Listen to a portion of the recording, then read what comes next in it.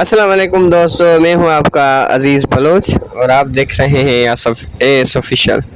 दोस्तों आज मैं आपको बताऊंगा कि हमारा ब्रेन जो है वो काफ़ी चीज़ें याद नहीं करता और काफ़ी चीज़ें याद रखता है। ये क्या प्रॉब्लम है, क्या इशू है हमारे माइंड में जो कुछ चीज़ें भूल जाते हैं और कुछ चीज़ें याद रहती हैं।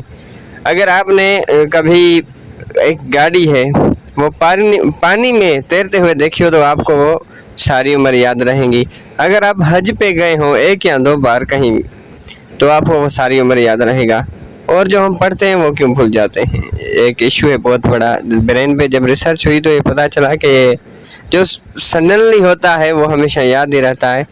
और ये जो ब्रेन है हमारा वो लॉन्ग टर्म मेमोरी और शॉर्ट टर्म मेमोरी में डिवाइड हुआ है।